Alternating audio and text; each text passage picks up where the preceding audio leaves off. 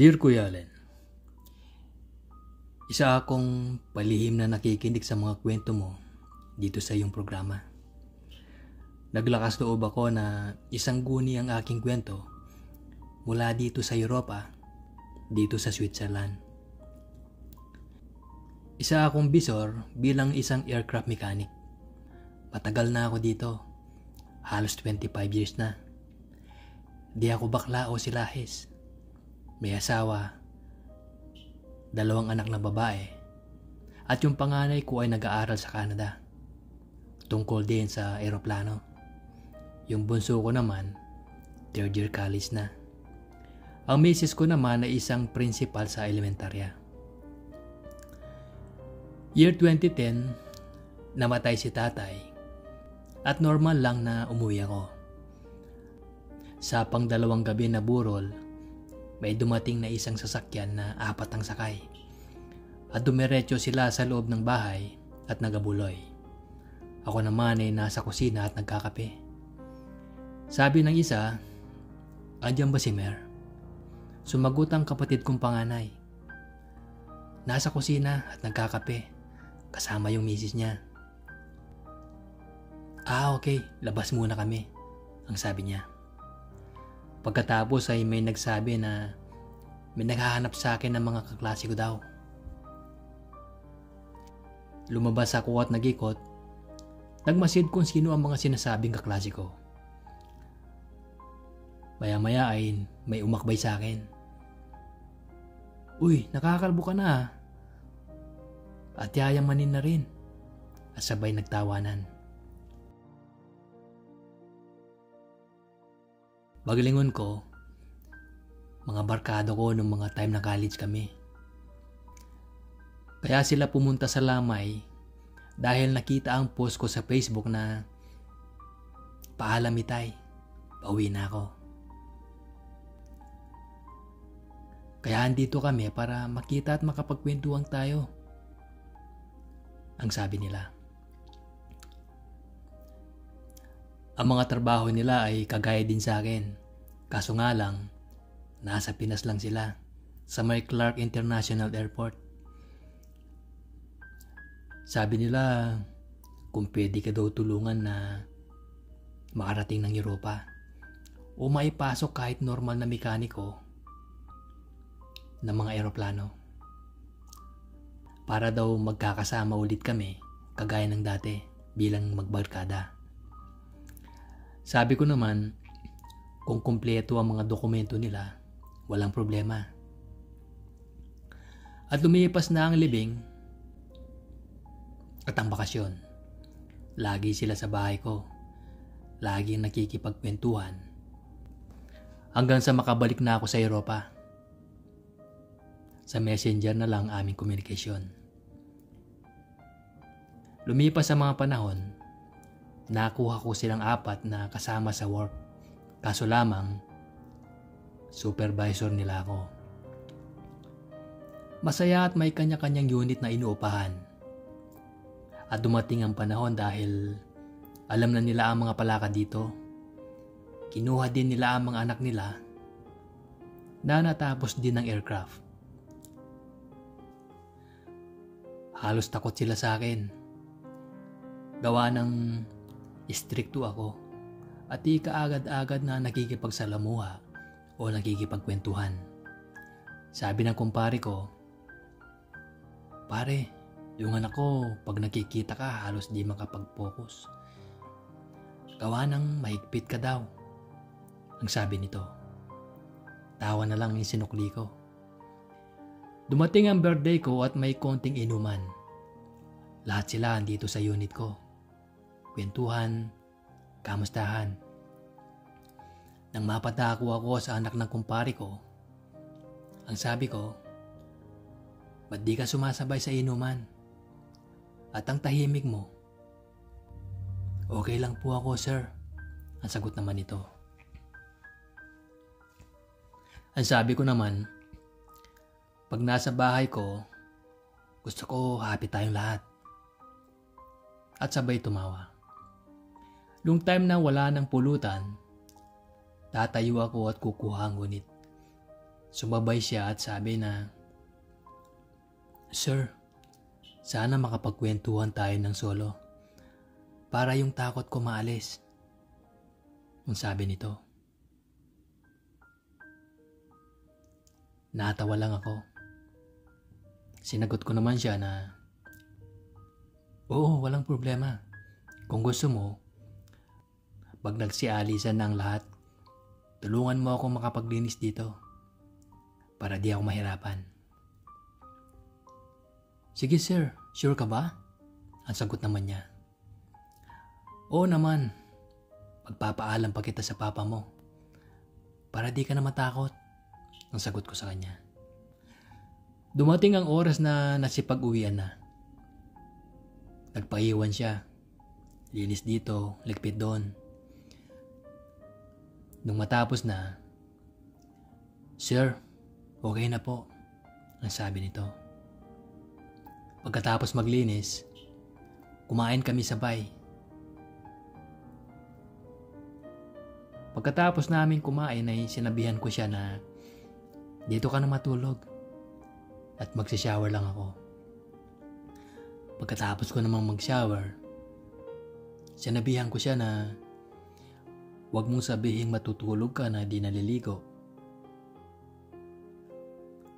Sagot niya ay, "Wala po akong dalang damit sir eh." Ang ginawa ko, pinahiram ko muna siya ng damit ko. Nung nagsishower na siya, pumasok ako sa CR at inabot ang damit sa kanya. Nabigla ako at natulala dahil sa ang laki pala ng hinaharap niya. Wala siyang imik. Nagpatuloy lang siya sa pagsishower.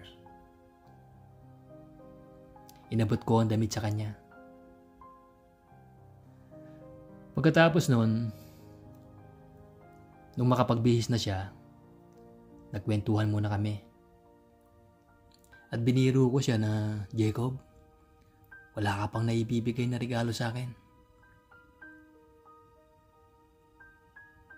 At sabay nagtawanan kaming dalawa. Opo pala sir. Ano po bang gusto nyo?" Ang sagot niya. "Okay na ang kiss sa akin." Ang sabay tawa ko. "Yun lang pala sir eh," sagot naman niya. Pagkatapos ay hinalikan niya ako sa pisngi. "Okay na ba yun sir?" Ang sabi niya. Di ako nakapagpigil. Walang sabi-sabi, hinalikan ko siya sa labi. Di siya naimik. At sinabing, "Sir, hindi ko pa nagawa yung mga ganon." Ang sabi ko, "Jacob, tikman natin ang bawal minsan. Ako rin naman, di ko pa yun nagagawa." Pagkatapos ay sumagot siya na, "Sir, gawin natin to. Pero promise mo lang na i-secure mo ako sa work at maging permanente." "Sige, walang problema," ang sagot ko. Hinalikan ko siya na para bang magjowa kami o mag-asawa. At sa mga oras na yon, dahil nga ako yung nakakatanda, ako na ang nag-initiate para gawin ang mga bagay na yon. At may nangyari nga sa amin ni Jacob.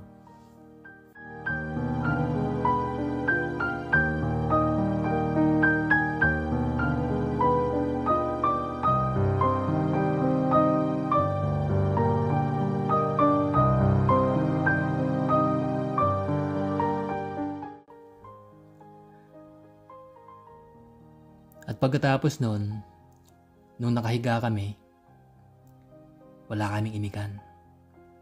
Sumindi ako ng sigarilyo at binuksan ng laptop ko at kinontrol ang schedule sa mga dapat kong gawin kinabukasan. Napatingin ako kay Jacob. Nakatingin sa kisame. Pakurap-kurap. Bigla siya nagsalita. "Sir, masarap pala ang bawal. Di ko akalain na magagawa natin to." Pagkatapos ay sabi niya, "Tama na yan, sir. Higa na tayo. May duty pa tayo bukas." Ang dagdag pa nito. Pagkatapos nun, Kuya Allen, ay tumabi ako sa kanya. At sinabi ko sa kanya na, "Sorry. Nadala lang ako ng alak. Hindi na mauulit. At sana walang makaalam nito dahil dignidad ko ang nakataya rito." Kinuha niya lang ang kamay ko at sabing, "Sir, nawala na ang takot ko sa'yo. At huwag kang mag-alala. Pareho tayong may pinag-aralan. Kaya kong itabi at alagaan ang nangyari. Pero parang ikaw pa yata ang nahihiyang tumabi sa akin ngayon. Tulog na tayo, may pasok pa tayo bukas." Ang sabi nito. Nakahiga kami at paantok na. Bigla niya akong binulungan na, "Sir, pag kinasal ako, gawin kitang ninong ha. Okay lang ba?" "Oo naman," ang sabi ko sa kanya. Pagkatapos noon ay nakatulog na siya at ako ay gising pa. Nasabi ko sa sarili ko na kung kailan dumating ako sa edad na ito, ba't ko nagawa ang ganung bagay? Bakla ba ako o isang silahis? Napatingin ako sa kanya. Ang amo ng mukha niya. Ipinikit ko ang mga mata ko dahil di ako sanay na matulog na may katabi. Bumaba ako sa kama para sa lapag na lang ako mahiga. Maya-maya ay bigla siya nagsalita. "Sir, ba't dyan ka umiga? Dito ka sa tabi ko." Di na ako nagsalita. Umakyat na ako sa kama ko. Ang ginawa niya ay niyakap ako ng mahigpit. Dahil daw baka bumaba pa ako. Sa mga oras na yon, nangulit-uli siya. At may nangyari ulit sa amin.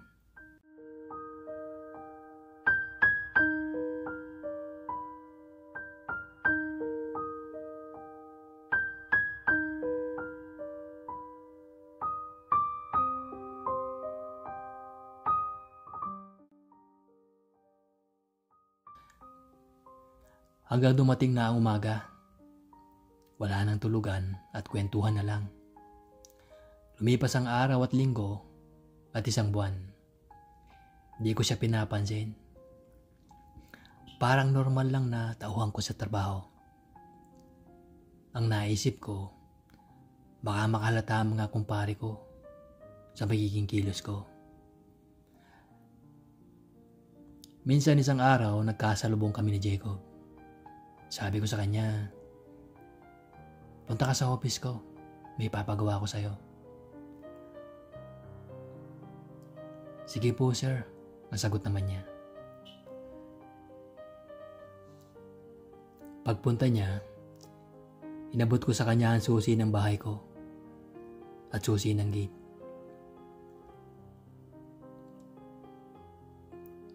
"Basta dumating ang day off mo, hintayin kita sa unit ko," ang sabi ko sa kanya. "Kung magtatanong ang papa mo, ikaw na ang bahalang magdahilan para hindi siya makalata."